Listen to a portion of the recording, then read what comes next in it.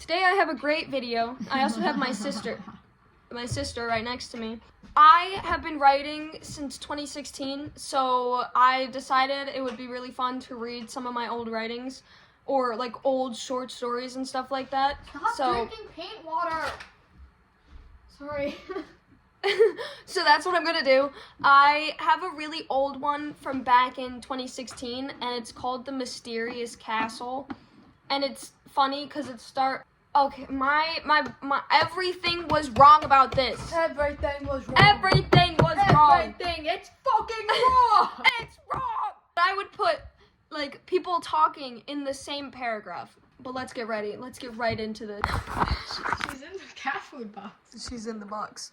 But let's get into this. I never knew that I would be able to go on an adventure like this because my mom usually never lets me go on anything because she thinks that I'm going to get caught by some kind of stranger.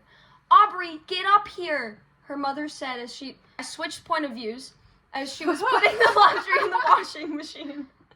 I changed it again. I ran up the stairs until my foot slipped and I fell backwards. Ow! I thought, but then I just got right back up and walked, because it's bolded, up the stairs. Yes, Mom. My mom looked at me like I had 3 heads before I just stood there, staring, because I just stood there staring and holding my phone. Next paragraph. Aubrey, can you deliver something for me, please? My mom asked me as she handed me a piece of paper saying an address and a name. Why is there a name written on the paper? Because it's the name of the person that you are going to deliver this package to. Quote, unquote. My mom is a mailman. And end quote, no space. My mom is a mailman, and she usually asks me to help her and deliver some packages and mail for her. I don't mind helping her, but it could get annoying because almost every day she makes me deliver a package or mail. And I never get to hang out with my friends, ever, during the weekends when my mom needs to deliver mail. Period. Your outfit and the way you're sitting looks like you're doing an L cosplay from Death Note. Does it? Yeah. Show your outfit.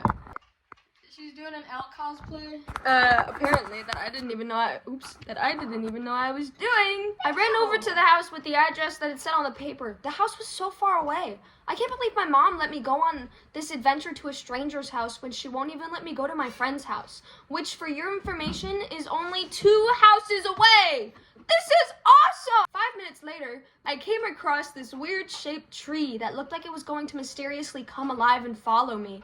I never really understood what was so bad about this town. It looks like a beautiful and nice place to live. ... Yo, get off the counter! Until you turned a strange looking corner that had a water fountain in the middle, cutting the path into 2 paths. Next paragraph. Then, when you reach it, that's when it starts getting terrifying. Bats flying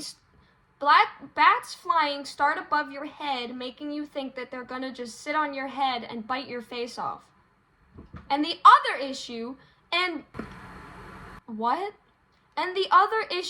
that there are really creepy looking trees everywhere. On the trees were, of course, ravens, loud, creepy, and insanely terrifying when sitting on those big, branchy pile of creepy dust. And that's where it ends. I wrote this in 2016. If you can't tell, I was really great. Give me a second because I do want to show how it looks.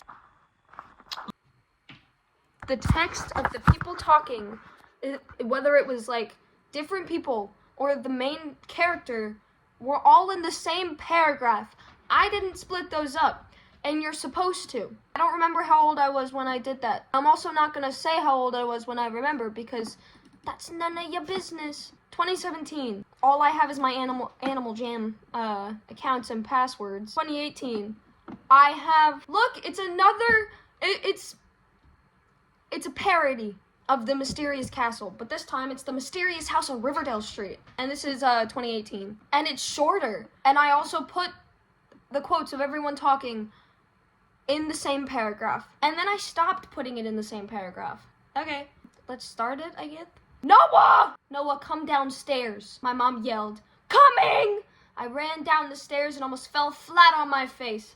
I didn't know why she was yelling my name and telling me to come downstairs. The only reason she would yell my name is whenever she wanted to to do a favor for her, like dropping something off at someone's, or to get the mail or stuff like that. Noah, can you drop this paper off to someone for me? Their house isn't that far away. As I was saying, the only reason you hurt. The only reason, I lost where I was. The only reason my mom would call me down was to either drop something off, where was I? Drop something off, or to someone, or to get the mail or something. Looks like I'm going on an adventure to a random person's house to drop off a stranger paper to them. Stranger paper. Stranger danger. Right when I took one look at their address to the house I was dropping the box, I realized that the house that I had to drop the box off to was on Riverdale Street. And the street is known to have the weirdest people in it. And it was supposed to be the most dangerous street in California. With that, you have a setting. Which that fact just freaked me out the most about having to walk on the street. Mom, their house is on the most dangerous street in town. And then this is when I start actually splitting up the dialogue, like I didn't do in the other one, but also didn't do in the first paragraph. It's not that bad. Promise? Promise. Now go. They were expecting this package to come pretty soon, so you need to leave now to drop it off. Okay, Mom, bye. Bye. So I leave my house. And that's where it ends. I obviously did a great job. 2020 was when I actually started writing and had it all like figured out. So I have one story that is 36 pages long. 36 pages long. It is probably the longest that I've gotten when it comes to writing things, I think. And it isn't like bad, but I would never be able to publish it if I ever finished it because of the fact that I would get copyrighted. Because it's about creepypastas. Oh, hi. I would have to go through the entire thing and change all of their names and make it to where Slender Man didn't resemble Slender Man. Yeah. But there's that story. There's an untitled document. Alright. You need to believe me, please. Let's just say he didn't. So here's the story of how I died. ... I'm only joking. I'm still alive. ... Somehow. Oh, sorry. I completely forgot to introduce myself. I'm Ty Camber. And by the end of this, you'll either love me or hate me. The breeze was racing through my hair and the sun was almost blinding me. I was 10 minutes late for class. Best part is, I have a very important test today. The test that's supposed to determine if college suits me or not. Like hell it does. Like hell it does. The school was just ahead of me. The only reason I could see it is because the principal, I spelled that wrong, thought it would be a good idea to hang a huge flag that hung over the front of the school. The flag was painted in our obnoxiously vibrant school colors, and it wouldn't suit our school without a giant GDHS printed across the whole thing. Graduates High School. What a stupid name. What a stupid way to name a high school. Anyways, besides the fact that this school is shit, at least we have teachers that know what they're talking about. ... Kind of. They were all super old and basically melting. Explains why they know the past so well. Hey, maybe one of them might have even met Cleopatra. That would be an interesting middle lesson story time. And that's the only thing I wrote of this story, and I never continued it. And I didn't even give it a title. Which seems to happen with a lot of mine because I just simply do not add to it. I start it, and then I don't finish it. And I started writing another book that I actually wanted to turn into a book, and it was about Batman and Catwoman's daughter.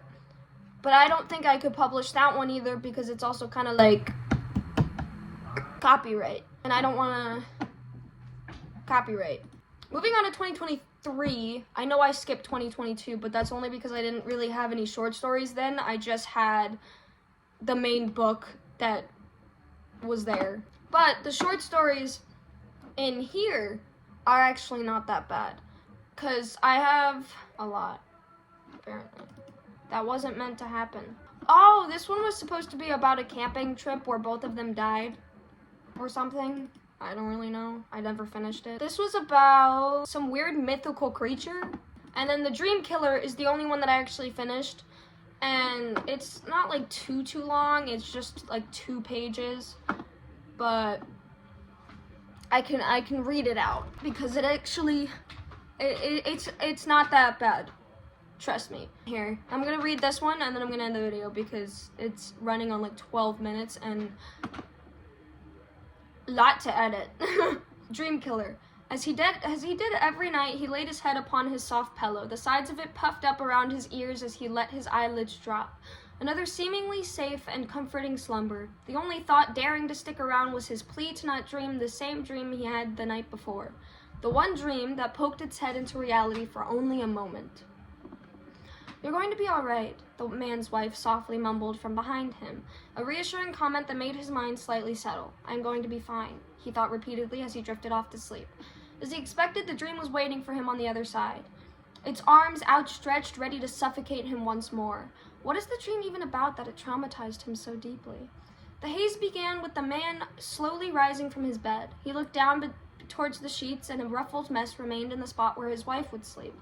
Where had she gone? Without much of a worry, he twisted himself and landed his feet onto the cold, hardwood floor beneath him. A small shiver slivered up his body. He gently made his way out of the room and down the hall. The light from the moon lit up half the hall from the bathroom window not being covered. That's normal. The man softly calls for his wife, but in return does not hear a response, only a low growl that rumbled from the kitchen. His head tilted partially as his body was frozen. Flight or fight didn't work with him. It was freeze and don't make a sound. A painful second passed, and an upbeat voice finally responded to the man's call. "John?" It spoke in a careful manner. That unsettled him as a pit grew in his stomach. The voice sounded like his wife, but it didn't feel like her. Besides, how could he fear his wife? Quick footsteps began to approach him as the man gulped and slowly lowered himself to the ground. He couldn't get his feet to move from their spot. He already knew how this dream would go. He knew that that wasn't his wife, and he knew what creature awaited him. Yet he could not have been more terrified.